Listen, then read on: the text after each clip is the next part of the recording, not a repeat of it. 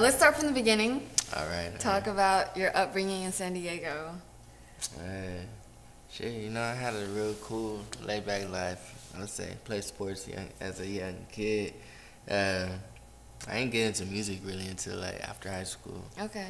Yeah, and I had right when I had graduated from high school, my homies was going to the studio.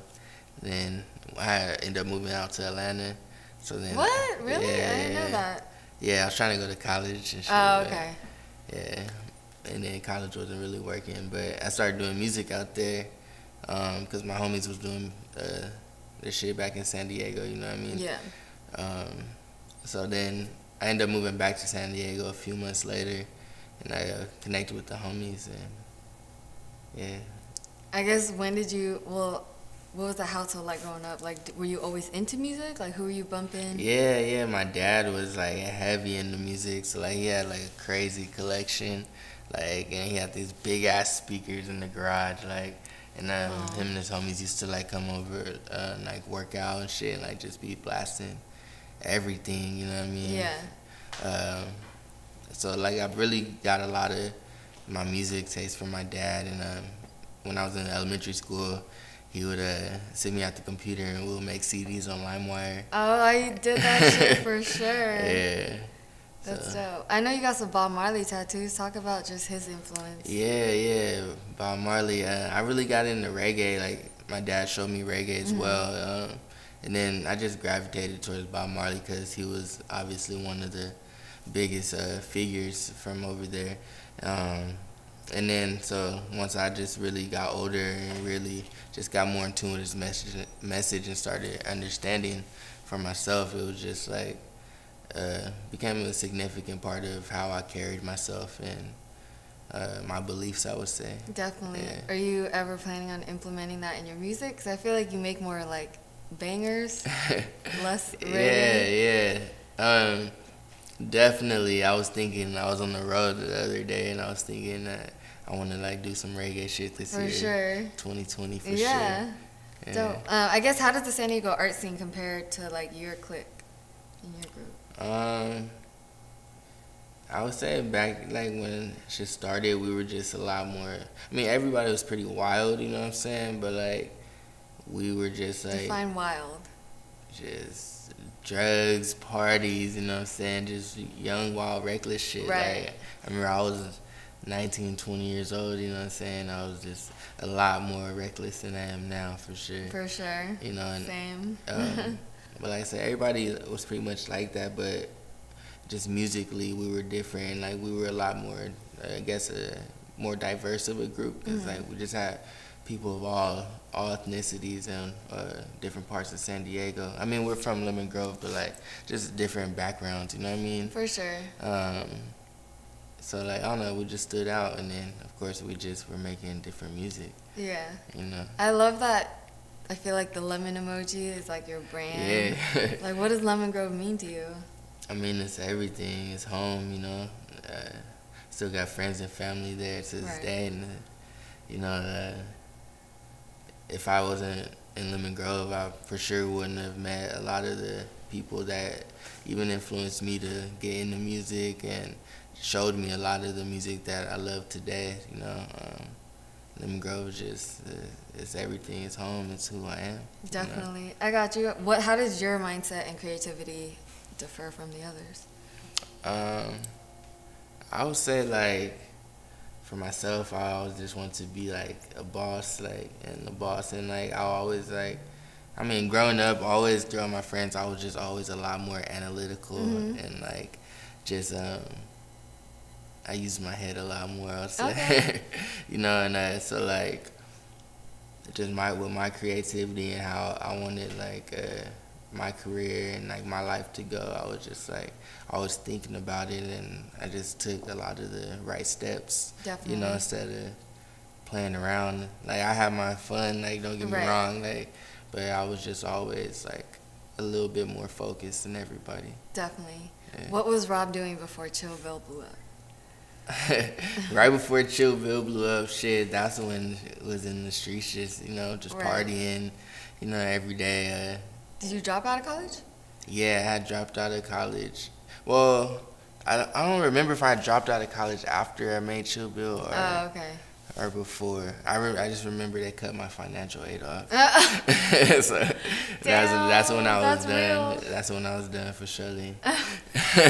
And can you talk about Chill Bill? Because I think that was an accident, right? That it blew up. Yeah. I mean, it was the first song I put out, you know, Right. and like that morning we was about to hit a lick, you know what I mean, and we got stopped before we could even get into action, but we got let go, and What'd you get stopped for? We was about to break into a house, you know, okay. like, but fucking. Yeah, thank God Real, it didn't happen, you know what I mean? Because Chill Bill came out the same fucking day. Right. Right after that, went to homie house, and then Jay Davis was like, yo, I got the beat, samples Kill Bill, and then make that shit literally all in the same day.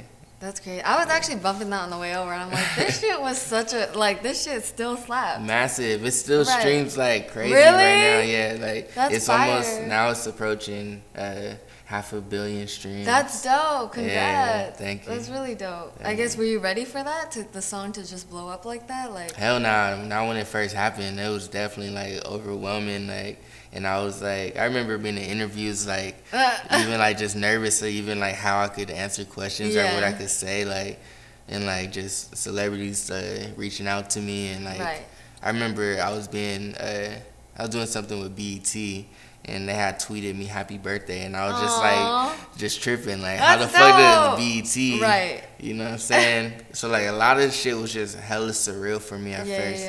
I feel like it took me a minute to get like, just like, all right, like this is your real life, you know what I mean? Like, how did that song take off? Shit, just from the minute I posted that shit on SoundCloud. Yeah, really? It just grew like more and more since the day I posted it. Damn. Like instantly, people were like, "What the fuck? This shit is crazy," and people were just sharing it on Twitter. I just remember people tagging me and sharing it. Yeah. And it just took off, yo. And then once we shot the video, it really picked up, and then got signed, you know. Yeah. What were the key moments in San Diego that put that song? I would say like our shows, because we were throwing like independent shows. Oh, okay. Just because like early on I would see like other artists in San Diego, you know, they were like doing a lot of opening shit. And I was just like, that's not really the way. I was like, we need to throw our own shit. So we threw like a series of like warehouse shows, and from the very first one it was like crazy, like people were singing Chill Bill, like bring that back. Yeah, you know, like it was crazy. And then the shows just kept getting bigger and bigger, like each warehouse show. And then we eventually did the World Beat Center in San Diego. Oh, okay. And we had brought like some LA artists, Xavier. Well, Xavier was from Memphis, but like Such Charlotte Water Boys, they were doing their thing in LA. Wow. So we had booked him and Eddie Baker, and we opened up. And that shit just went crazy. And I remember we had a clip of Chill Bill, and I tweeted it to Adam on No Jumper, and he put us on No Jumper, and then shit like really started to pick up after that. Damn. So when did you get signed? Like how long after? Maybe like, I think I did No Jumper like, I did No Jumper like my 21st birthday in January, and I got a deal in April that same year. Wow. Did they find you? RCA. Yeah, and then my management at the time had a connection with the A&R there. Okay. Yeah. So how was that experience? That shit was crazy. I mean, I decided to go with RCA because it was like just I really connected with Tunji, the A&R at the time. Yeah. So I really just connected with him, and like I wanted to work with RCA, you know, just because like I seen like their roster, like Rocky, Chris Brown, you know, like just crazy roster. But at the time, shit, like every label was like calling, like I met with damn near everybody. 300 reached out. I met with Columbia. Who else? Yeah, I met with a few people here, like, but RCA was just, I felt like, my favorite for the artistry connection, you know? Definitely. Can you talk about just now going independent and how that journey has been? Being independent, like, it's crazy. It's like, it's a lot more rewarding, but definitely a lot more pressure. Yeah. You know, everything's on you. you know, you got to make sure your team is handling their shit, cause versus at a label, you know, everybody's like damn near on edge, like making sure they have their job, you know, cause they feel, a lot of people feel expendable or whatever. So when you're independent, you got to just have a tight team and make sure everybody's handling their shit, and you know, everything's on you financially. You know, it's just a lot more pressure, but if you're doing the right shit, you know, it's definitely going to pay off and be rewarding, like it is for me. Like, definitely. You know what I mean? It's everything. You say that with a smile. I love it. Because shit, I make more money off my music independently than I did like with the label. I mean, of course, Chill Bill's crazy and like you get the crazy royalties, but I mean that's every 3 months or however. You know what I mean? Like being independent, you eat every month. You know what I'm saying? That's dope. That's dope. I respect that. Yeah. I know you had a little, I would call, I guess, beef with XX, which I don't think you meant to initiate, or you didn't mean for that to happen at all. But I guess just what did you learn from that whole situation? Shit, beef don't make money. That's the number one. That's the number one. For sure.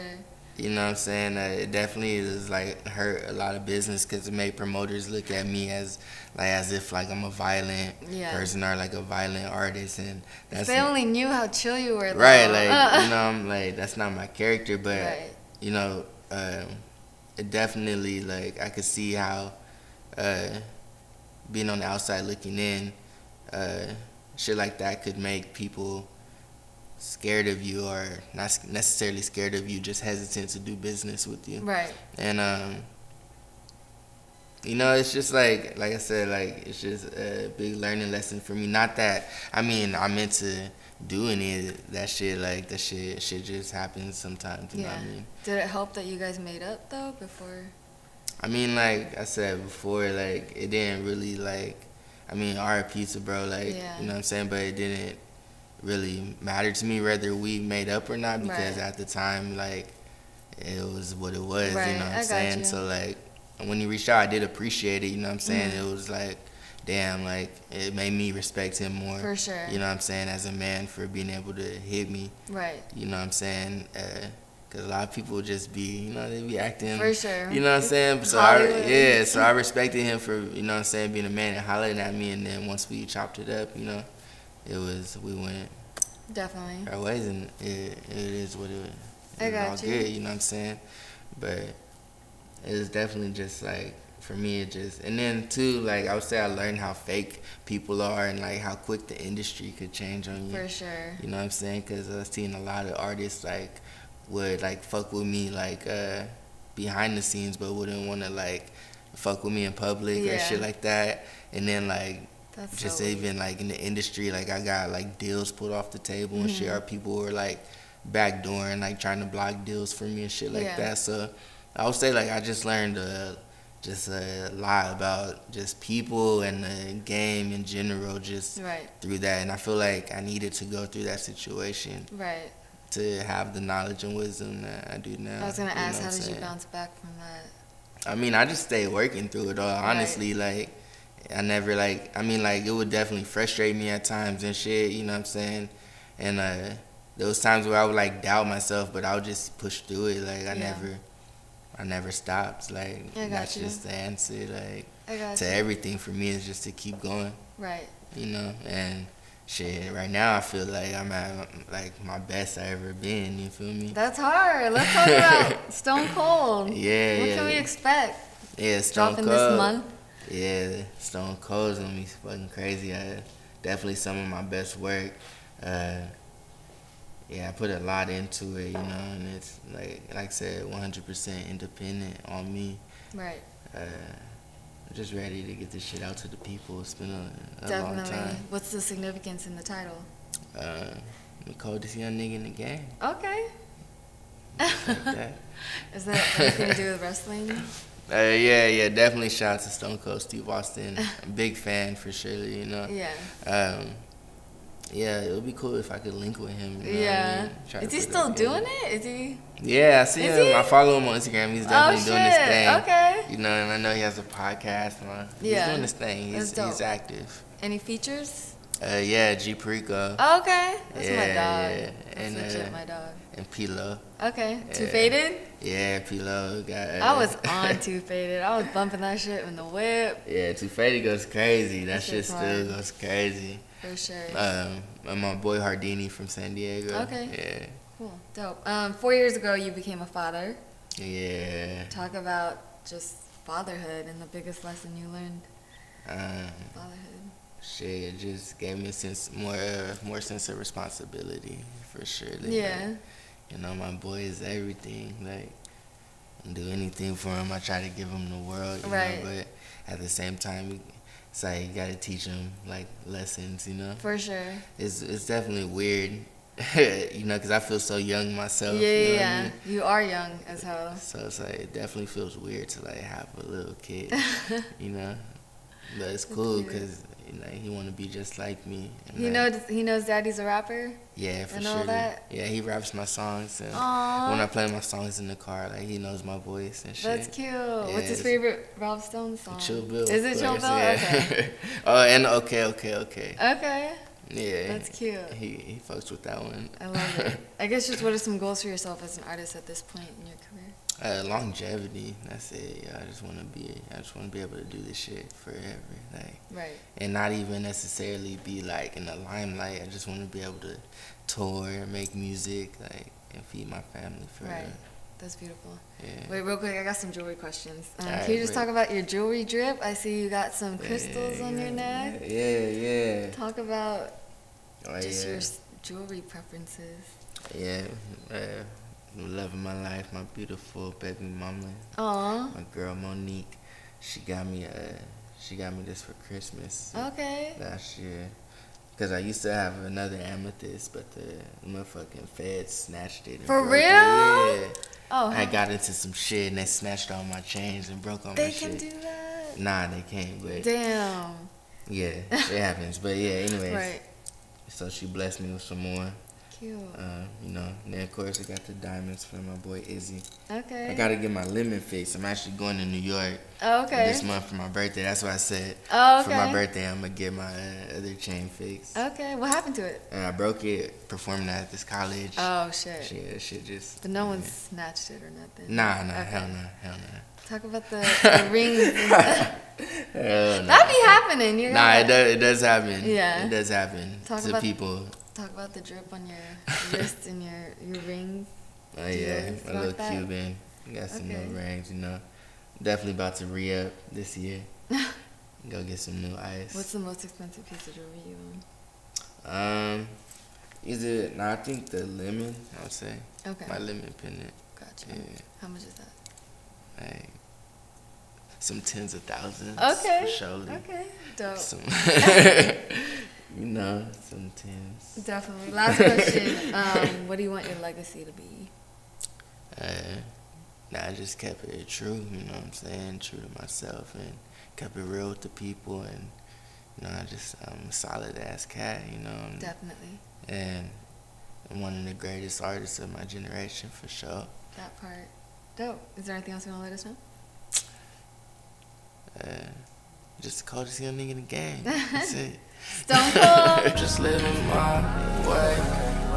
See the smile on my face. I see you vibing my way. But I stay on the race all day. You're always on my page all day.